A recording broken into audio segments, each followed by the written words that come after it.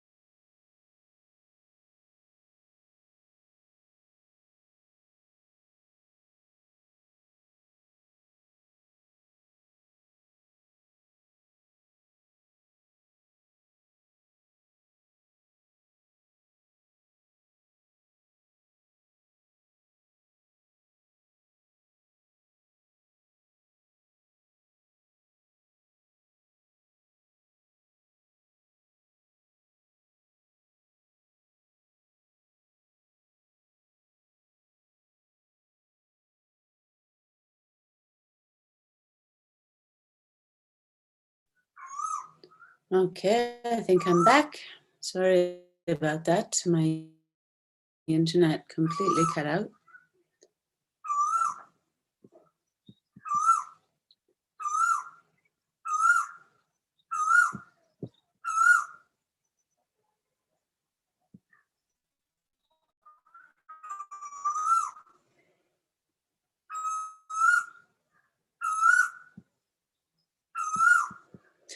So we go back to, hopefully the internet's going to work. We go back to our visualization of all sentient beings as Chenrezig, and now we return to reality and we see that there's still, of course, enormous suffering in this world and in all the realms of the world. So we now say the prayer of composed by Thangtong Gyalpo. And again, we do it coming from a place of compassion, wishing this disease and all diseases to immediately come to an end and to never return. So recite the prayer a couple of times. May all the diseases that sadden the minds of sentient beings or result from karma and temporary conditions, such as the harms of graha spirits, illnesses, and the bhutas, not occur in the realms of the world. May whatever sufferings there are from life-threatening diseases that, like a butcher leading an animal to be slaughtered, separate the body from the mind in a mere instant, not occur in the realms of the world. May all embodied beings be unharmed by acute, chronic, and other epidemic diseases, the mere sounds of whose names terrify beings as though they'd been placed inside the mouth of Yama, the Lord of Death. May all embodied beings be unharmed by the 80,000 classes of interferers, the 360 evil spirits that harm suddenly, the 424 diseases, and so forth. May whatever sufferings there are due to disturbances of the four elements, depriving the body and mind of every happiness, be totally pacified. May the body and mind have radiance and power and be endowed with long life, good health, and well-being. By the question of the gurus and the three jewels, by the power of the dakinis, dharma protectors and guardians, and by the power of truth of the infallibility of karma and its results, may all these dedications and prayers be fulfilled. May all the diseases that sadden the minds of sentient beings that result from karma and temporary conditions, such as the harms of graha, spirits, illnesses, and the bhutas, not occur in the realms of the world. May whatever sufferings there are from life-threatening diseases,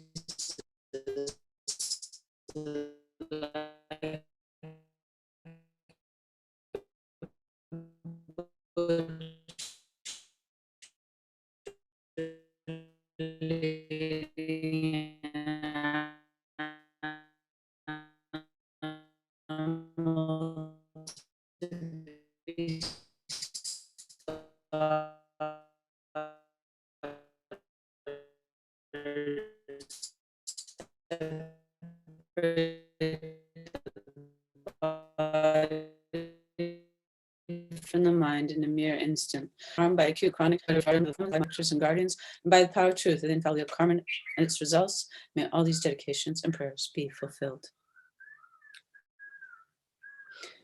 So then we do some dedications. So we begin by dedicating that ourselves and all sentient beings may generate the minds of bodhicitta and the wisdom realizing emptiness. This is really our only solution to samsara. Our solution to achieving enlightenment is to generate these two types of mind. And not only is it a solution for us, but it's for all sentient beings. So Rinpoche has been reminding us that when we do these prayers, that we're actually including every single sentient being, that all of them may generate bodhicitta, that all of them may come to realize emptiness, and that they in this way may become fully enlightened. May the precious supreme bodhicitta not yet born arise. May that arisen not decline, but increase more and more. Samsara and nirvana lack even an atom of inherent existence, and cause and effect independent arising or in betraying. I seek your blessings to discern the meaning of Nagarjuna's thought, that these two are mutually complementary and not contradictory. So I actually seek blessings that all sentient beings may realize that emptiness and dependent arising are not contradictory, but complementary. And then we dedicate for all the sick, just as we thought about all the different human beings in this world who are suffering from some form of challenge or problem due to COVID-19. Now we dedicate for, in particular here, for all those who are actually sick with COVID-19.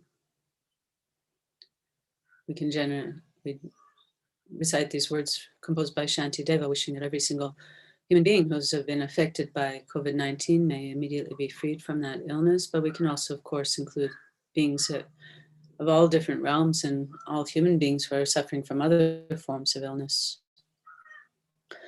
So we dedicate not only our own merits created by doing this session, but we dedicate all the 3-time merits of ourselves, all the past, present, future merits we ourselves have accumulated, 3-time merits of all the Buddhas, and the 3-time merits of all sentient beings. And we gather all these merits together and we combine them to become this huge, immense potential, positive potential that will bring about the end of this pandemic and all other diseases that torment sentient beings. However many sick sentient beings there are, may they quickly be freed from all sicknesses. May all the sicknesses, without exception of transmigrated beings, never occur again. So we really think for a moment how wonderful that would be if all these illnesses were to immediately come to an end. May they come to an end right now, this moment.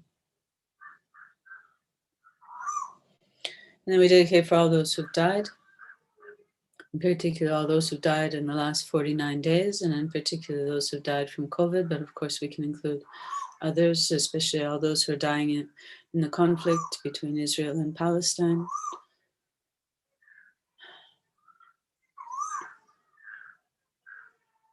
We dedicate for all those who are dying in India and Nepal and around the world.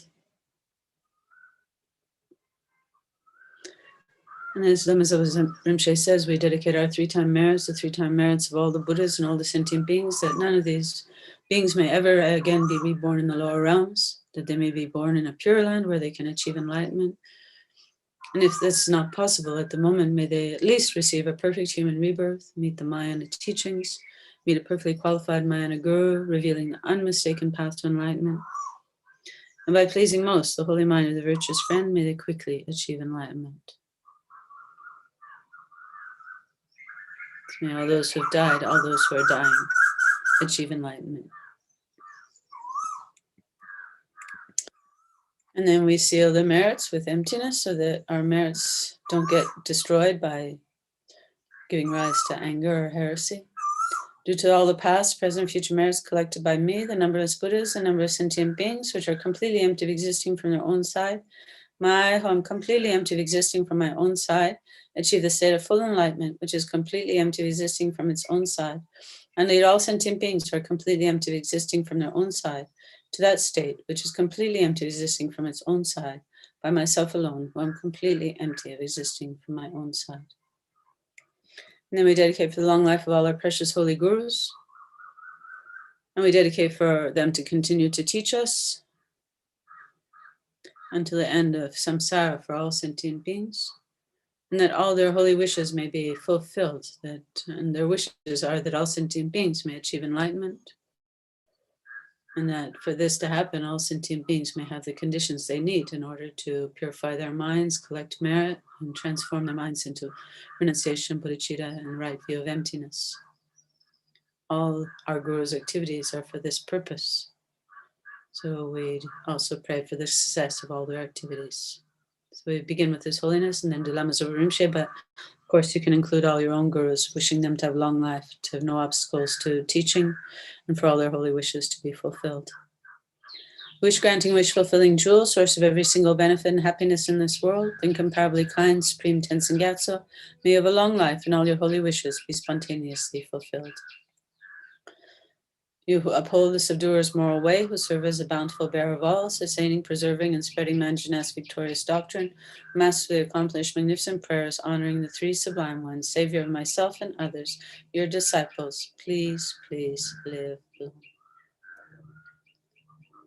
So thank you to everybody who has joined me. Sorry about my internet problems. And a big hello to Venerable Tempa. Hello, good morning. How nice Venerable to see you. I know we haven't managed to bump into each other yet. Maybe at lunchtime today. No. Okay. Is everything nice. well on your side of the hill? I think so. Yeah, as far as I know. It's probably a lot quieter there now with all the monks. Now they've been dispersed back to their rooms.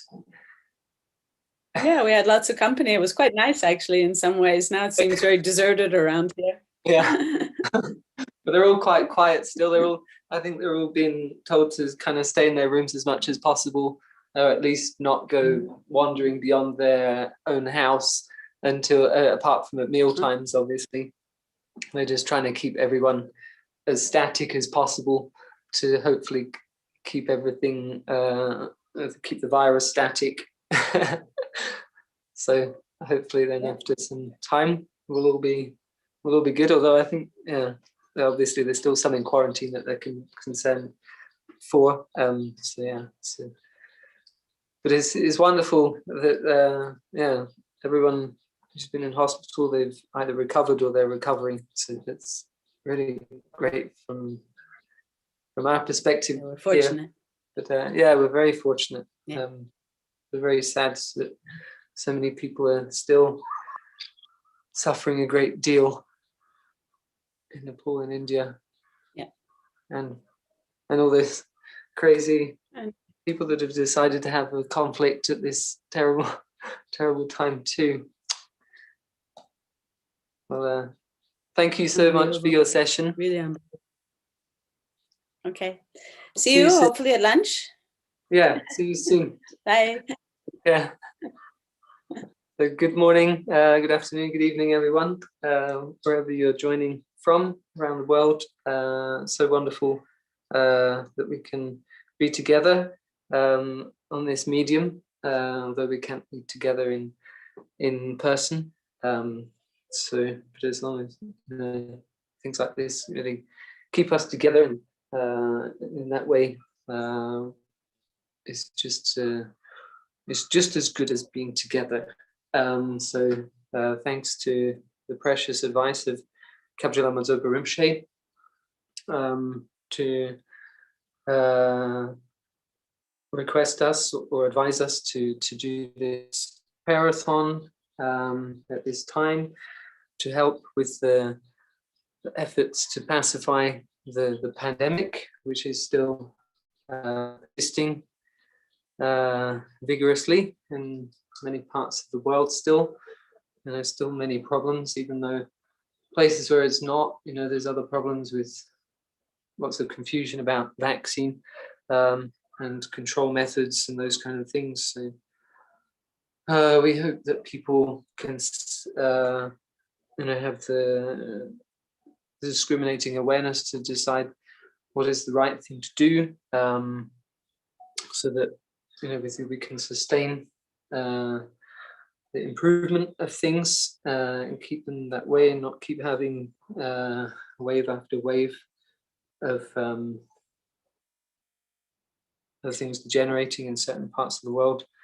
So yeah, I just thought that to generate our motivation, we have to realize that all of these problems are created by our own actions of the past, all the sufferings of sentient beings. We have to see that we are responsible for creating the causes of those. There's no reason for, there's no effect without a cause being created in the past, and for us to experience the effect of that, whether it be ripening upon ourselves or ripening upon those around us who are dear to us, or those who are strangers to us in this life. Because, we have to think that in previous lives we have had an intimate, or we've had a close relationship with those people, for them to be born in the same world as us, in the same environment as us, whether we see them as a friend, an enemy, or a stranger. We have to remember that we've held them as dear, and they've played the most important part of our previous lives. All of our present happiness that we experience is because of the kindness of sentient beings in our previous lives. And so likewise, all the suffering of the sentient beings is created by ourselves. That responsibility to do whatever we can. We have to feel fortunate, that it's a miracle in all the times we've harmed sentient beings, that times we've killed sentient beings, so many sentient beings, as Rinpoche said in his teachings recently. We've killed We've ordered sentient beings to be killed. We've either killed them ourselves.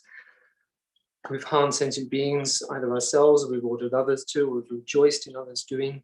And it's not surprising that we have met with these conditions now, and it's a miracle that we're not meeting worse effect of those previous karmas. That's only because we've exhausted many of the worst effects of our karma. But we have to think, wow, how precious, that we've achieved a human life where, we have the ability to practice, we have the ability to understand and comprehend Dharma and be able to practice it. And if we don't utilize that opportunity, which we have at every moment, then we're completely wasting this precious opportunity and the merits that we've created for that in the past. So we really have to, work as hard as we can to make this life most meaningful, and especially at this time while there's ripening of negative karma for ourselves as well as all those number of sentient beings. And so with that, we will begin the practice, the liberating Sakya from disease, which was composed by the great Mahasiddha, Thangtong Gyalpo. So if you have that text, we'll begin with the motivation and refuge lines. The first, visualizing in the space before us, Guru, a precious Guru, in the aspect of Guru Shakyamuni Buddha, the essence of golden light.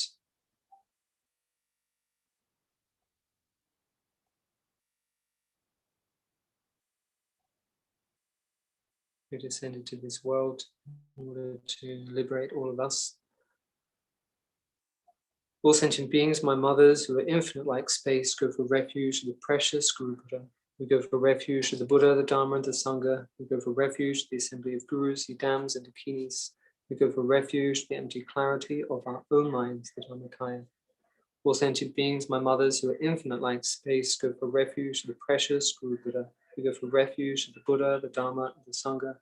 We go for refuge to the assembly of Gurus, Yidams, and Dakinis. We go for refuge to the empty clarity of our own minds, the Dharmakaya. All sentient beings, my mothers, who are infinite like space, go for refuge to the precious Guru Buddha. We go for refuge to the Buddha, the Dharma, and the Sangha. We go for refuge to the assembly of Gurus, Yidams, and Dakinis. We go for refuge to the empty clarity of our own minds, the Dharmakaya.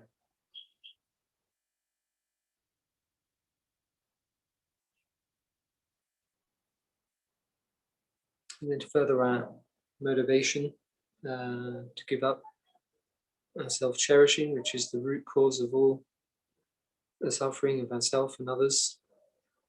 We'll recite the 8 verses of thought transformation. If you have those to hand, they are in the retreat prayer book. If you have that, depending which version you have, my version is on page 154. So we recite those lines. It's also in Lama Chupa. You have Lama Chupa. It's also contained in there, I think, somewhere around LC 84. So, determined to obtain the greatest possible benefit from all sentient beings who are more precious than wish-fulfilling from jewel, I shall hold them most dear at all times.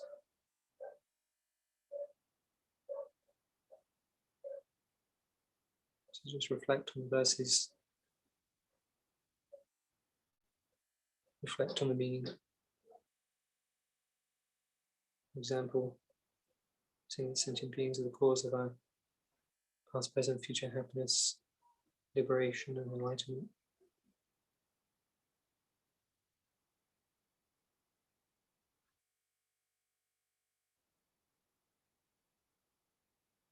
Wherever I am and whomever I am with, I shall always consider myself the lowest of all, and from the depth of my heart hold others most dear and supreme.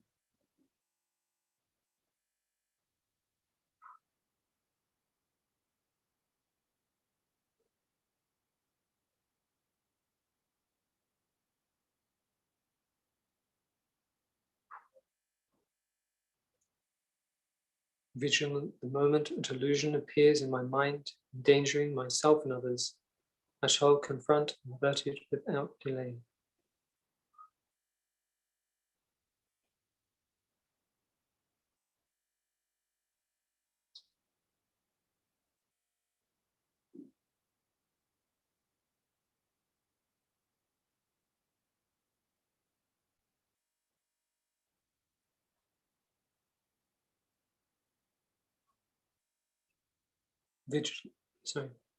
Whenever I see beings who are wicked in nature and overwhelmed by violent negative actions and sufferings, I shall hold such rare ones dear as if I had found a precious treasure.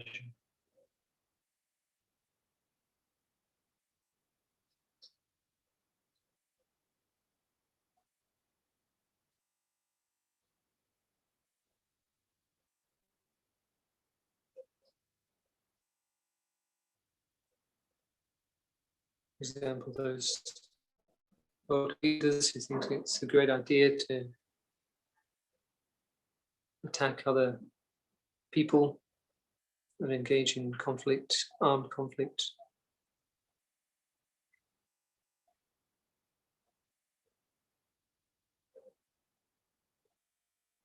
May we use that as a motivation to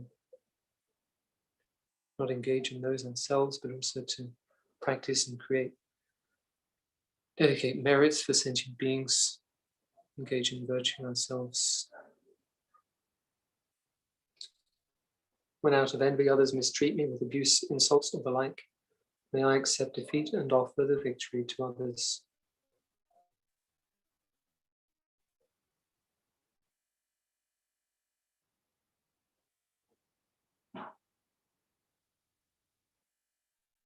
Likewise, whenever we are attacked by sentient beings, whether it be words, physical, mental abuse, not fighting back, but dissolving that into our own egos, to diminish our pride and allow the others to have the victory. Not give them a cause to create more negative karma for themselves. When someone whom I have benefited and in whom I have great hopes gives me terrible harm, I shall regard that person as my holy guru.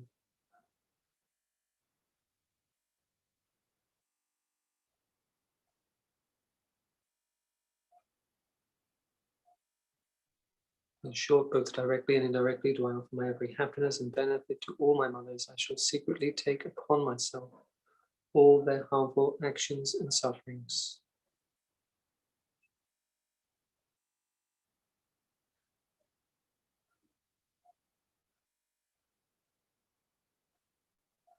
Undefiled by the stains of the superstitions of the 8 worldly concerns, may I, by perceiving all phenomena as illusory, be released from the bondage of attachment.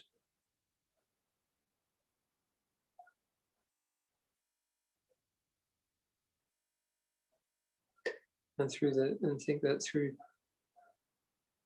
reciting these verses, reflecting on the meaning, generating the aspiration to transform our mind in this way, to give up the self-cherishing attitude, self-grasping ignorance for the benefit of sentient beings, that they may achieve happiness. Our Guru transforms into the aspect of Guru Chenrezig, with 1,000 arms, a pure white holy body, is youthful, beautiful, and radiant.